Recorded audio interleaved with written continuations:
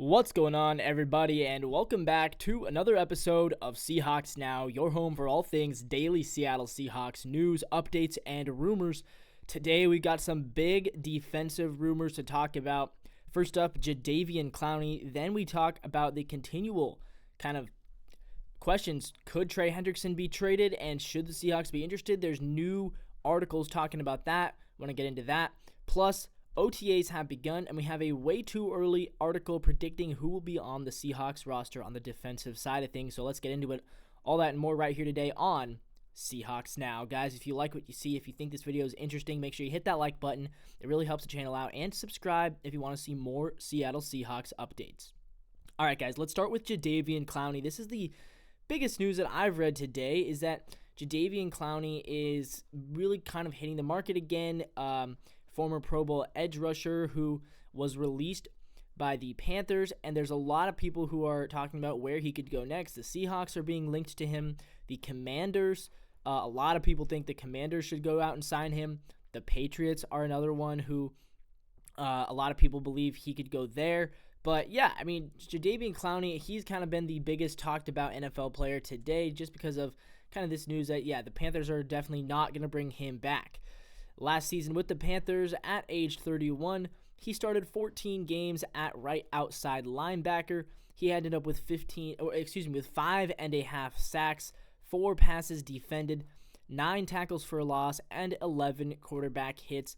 Not his best year, but certainly not his worst year. He had a decent season at the age of 31 in the 2024 season. Now, obviously, pretty much a far cry from his 2018 campaign with Houston, when he was a Pro Bowler. He had 9 sacks, 16 tackles for a loss, 21 quarterback hits. He is a 3-time Pro Bowler, but he hasn't made a Pro Bowl since 2018. Again, that doesn't mean he hasn't been able to be a really solid contributor. In 2023, with the Baltimore Ravens, he started 15 games. He ended up with 9.5 sacks, 9 tackles for a loss, and 19 quarterback hits with an approximate value of 8. So he had a really good season, actually, in 2023. And obviously, that was under the tutelage of then defensive coordinator Mike Macdonald, who's now the Seahawks head coach. So that's, I think, why there's some new speculation about him coming to Seattle. Now, again, it's all just rumors here. We don't know what Jadeveon Clowney wants to do. He did already spend 1 year in Seattle. He started 11 games. He finished that season with just 3 sacks, 7 tackles for a loss, 13 quarterback hits. He did actually end up with 3 passes defended, 4 forced fumbles, the most in his career, 2 fumbles recovered, 1 fumble returned for a touchdown, and also 1 pick six, which is the only interception of his career. So he actually had a decent season with the Seattle Seahawks just because he did score 2 touchdowns, 1 fumble that he returned for a touchdown, and the pick six, but only 3 sacks, which was the lowest in his career for a full season.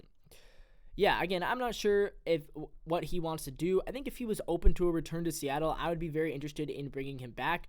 You add in another really solid edge rusher, not a guy who's going to go crazy with 10 sacks, but a guy who can definitely go 5 or 6 sacks, and a guy who did thrive in that Mike Macdonald system. So yeah, I'd be down for it.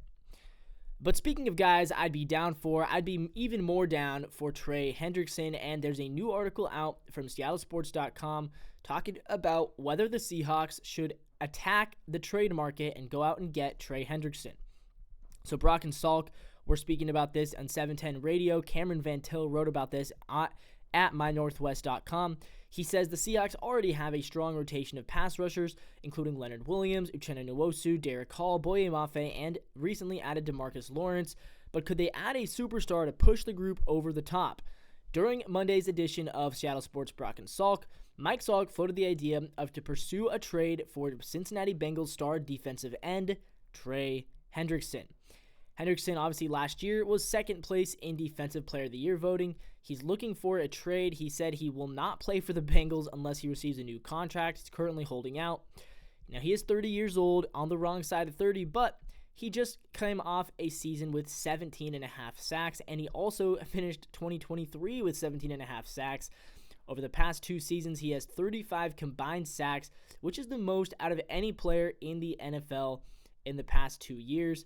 He also had 13.5 sacks in 2020 with the Saints, 14 sacks in 2021 with the Bengals. So in 4 of the last 5 years, he has had at least 13 sacks. Salk says he has a lot of questions about how he would fit in Seattle. What would you have to pay? What would you have to give him? But at the end of the day, if you were to bring Trey Hendrickson in and find a way to trade for him before the season started and to pay him, wouldn't that be making your defense elite? And isn't that still one of the major goals here? And the answer is yes. Yes, that would make your defense elite. To have a guy like Trey Hendrickson there, it makes your it takes it to the next level. It's like you're like leveling up your defense. So that's a good thing, right? It is a good thing. And taking it to the next level, that's a good thing. Yes, of course it's a good thing.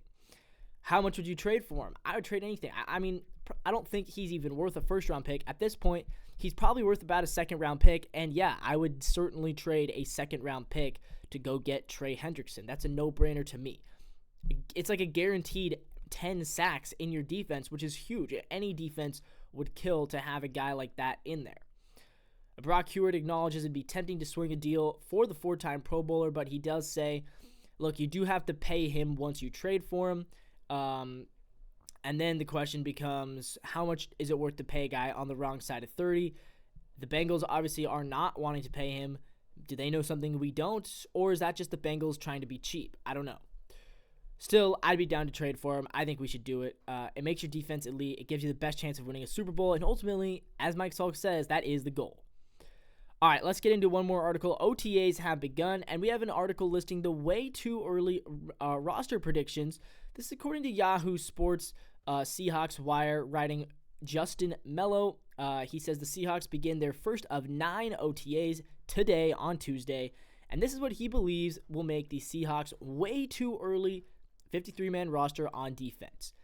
So he has 6 defensive linemen making the team. Obviously, Big Cat Leonard Williams, former first-round pick Byron Murphy, Jonathan Hankins, who the team just re-signed, as well as Jaron Reed. And then they have Riley Mills, the team's 5th-round draft pick out of Notre Dame, and Mike Morris making the final roster spot on the defensive line. Then he predicts the Seahawks will take 5 edge rushers, DeMarcus Lawrence, the recently added DeMarcus Lawrence, as well as 2nd-round pick Derek Hall, Boye Mafe, Uchenna Nwosu, and Jared Ivey, an undrafted free agent. So that's interesting. He has Jared Ivey making the cut. That's kind of that spot where, yeah, I do think there's room for one more edge rusher. Maybe it's not Jadeveon Clowney or Trey Hendrickson, but maybe it's somebody, maybe it is one of them. I don't know, but I just feel like DeMarcus Lawrence is getting older. Derek Hall, we haven't really seen him pop yet. And both Mafe and Nwosu have kind of had injuries, which have, you know, I don't want to say that we shouldn't expect them, but especially with Nwosu, it feels like Nwosu's always hurt. So I don't think you can really rely on Nwosu to be the big guy on this defensive line. Lawrence also coming off an injury-riddled season. So yeah, I mean, I think as far as the edge goes, there's definitely room for an elite and one more pass rusher, even if it's not Trey Hendrickson.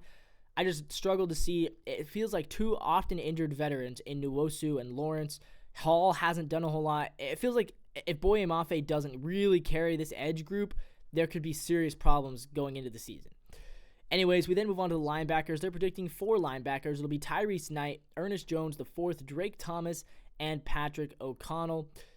Patrick O'Connell is another undrafted an undrafted free agent. They have him competing against Josh Ross and De'Aaron Jackson, and they do give Patrick O'Connell the nod there. Drake Thomas, he's more of a special teams guy. He led the Seahawks last season in special teams stats.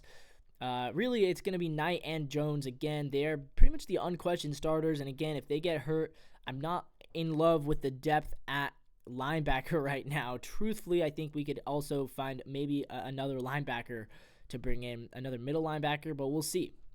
Then we move on to the cornerbacks. This is maybe the best of the Seahawks groups. Reek Woolen, Devon Witherspoon, Josh Jobe, Nehemiah Pritchett, Shamar Jean-Charles, and Zy Alexander. So they actually have the Seahawks taking 6 cornerbacks. It does say the Seahawks could still add a veteran cornerback like somebody like a Shaq Griffin or a Rasul Douglas. But at this point, they're saying that a guy like Shamar Jean-Charles or Zy Alexander is going to compete for either the 5th or maybe even the 6th cornerback spot. And finally, they have the Seahawks taking 5 safeties. It'll be Julian Love, Kobe Bryant, Nick Emenwari, the team's 2nd-round pick, DeAnthony Bell, and Jarek Reed. He says if Mike McDonald he doesn't have to keep a fifth safety, but if he does, Jarek Reed makes the most sense. But somebody like an AJ Finley or Ty Okada would also be in the mix. And D'Anthony Bell, again, he's making the team maybe more so for his special teams prowess.